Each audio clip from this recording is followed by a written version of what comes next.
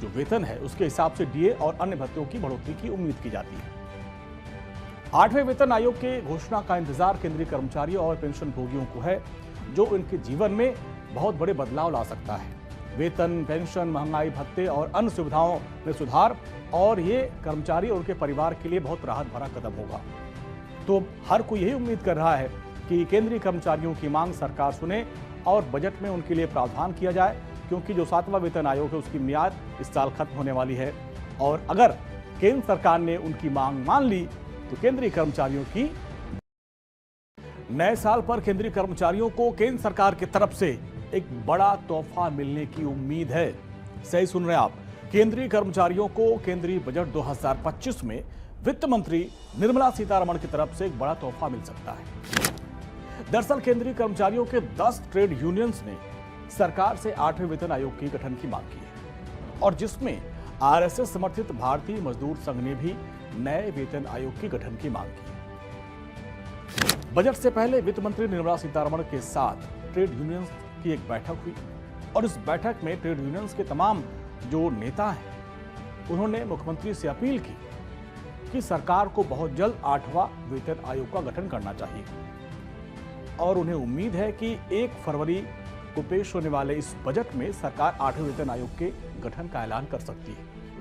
एक बड़ी उम्मीद है इन ट्रेड यूनियंस को, क्योंकि ये लोग लगातार मांग कर रहे हैं, और अब जब वित्त मंत्री बजट पेश करने वाली हैं, तमाम एक्सपर्ट्स से मुलाकात कर रही हैं, बजट बनाने के लिए जो एक प्रावधान है उसमें ट्रेड यूनियंस के 10 से अधिक संगठन ने जाकर वित्त मंत्री से मुलाकात की, और उनकी यही मांग है कि 8वां वेतन आयोग लागू किया जाए। 8वां वेतन आयोग बनाने की मांग अब क्यों हो रही है, ये भी आप जान लीजिए। दरअसल केंद्र सरकार के कर्मचारियों और पेंशनर्स के संगठन 8वें वेतन आयोग की मांग को लेकर सक्रिय है, और इन लोगों की दलील है कि 7वां वेतन आयोग फरवरी 2014 में गठित किया गया था। उस वक्त केंद्र में मनमोहन सिंह की सरकार थी। 2014 में ये गठन हुआ, और फिर जनवरी 2016 में इसकी सिफारिशों को लागू किया गया, यानी एक लंबा वक्त लगता है इसके प्रोसेस में।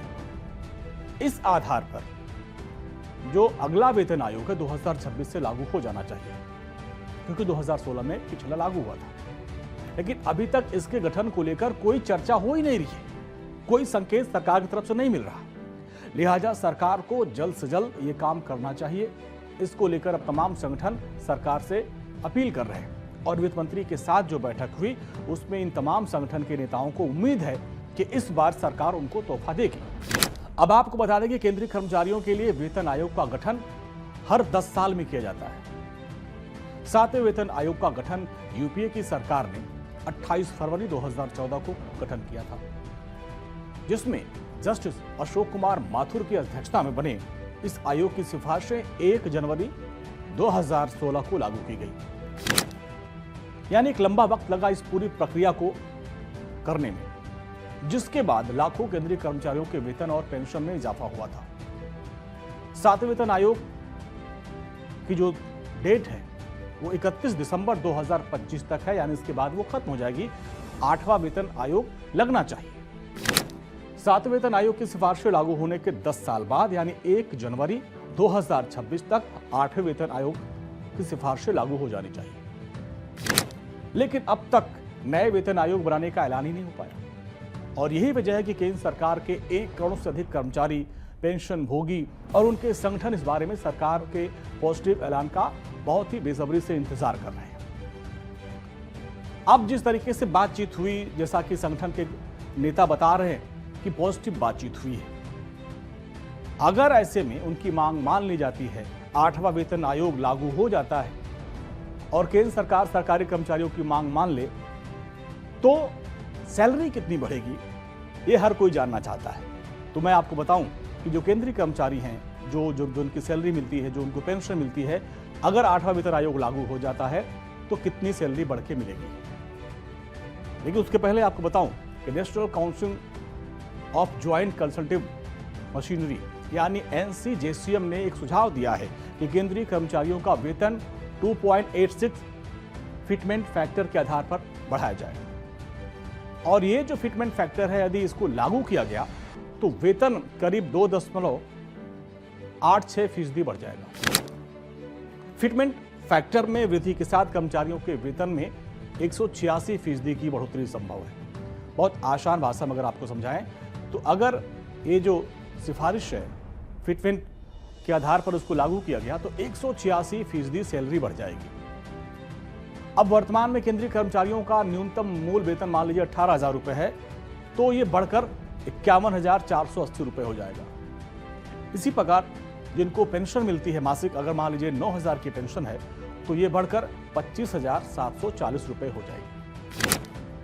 और इसी के लिए ये तमाम मांग की जा रही है और सब उम्मीद कर रहे हैं कि वित्त मंत्री इस बार तोहफा दें।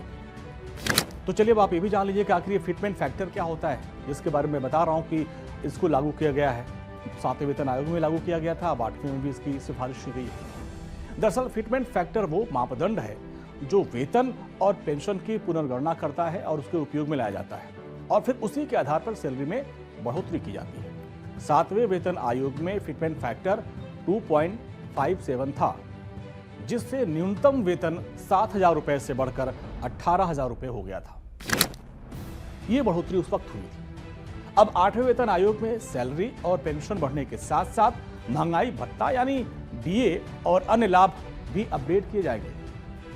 महंगाई भत्ता कर्मचारियों को महंगाई की भरपाई के लिए दिया जाता है और ये साल में 2 बार संशोधित भी होता है। 8वें वेतन आयोग के तहत बेसिक जो वेतन है उसके हिसाब से डीए और अन्य भत्तों की बढ़ोतरी की उम्मीद की जाती है। 8वें वेतन आयोग के घोषणा का इंतजार केंद्रीय कर्मचारियों और पेंशन भोगियों को है, जो उनके जीवन में बहुत बड़े बदलाव ला सकता है। वेतन, पेंशन, महंगाई भत्ते और अन्य सुविधाओं में सुधार, और ये कर्मचारी और उनके परिवार के लिए बहुत राहत भरा कदम होगा।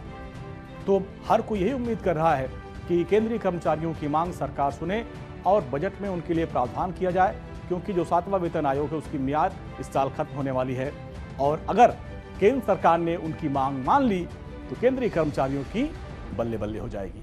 नए साल पर केंद्रीय कर्मचारियों को केंद्र सरकार की तरफ से एक बड़ा तोहफा मिलने की उम्मीद है।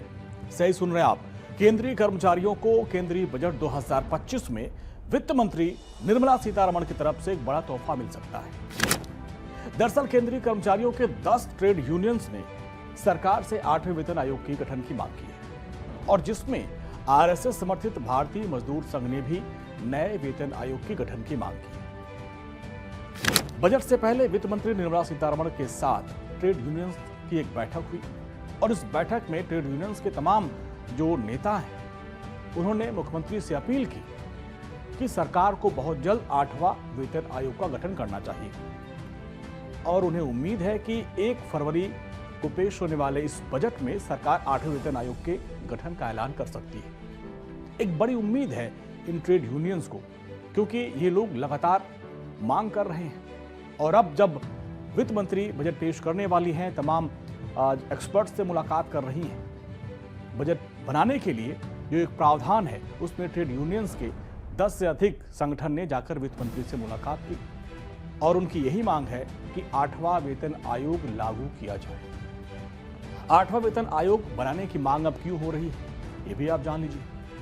दरअसल केंद्र सरकार के कर्मचारियों और पेंशनर्स के संगठन 8वें वेतन आयोग की मांग को लेकर सक्रिय है और इन लोगों की दलील है कि 7वां वेतन आयोग फरवरी 2014 में गठित किया गया था। उस वक्त केंद्र में मनमोहन सिंह की सरकार थी। 2014 में ये गठन हुआ और फिर जनवरी 2016 में इसकी सिफारिशों को लागू किया गया, यानी एक लंबा वक्त लगता है इसके प्रोसेस में। इस आधार पर जो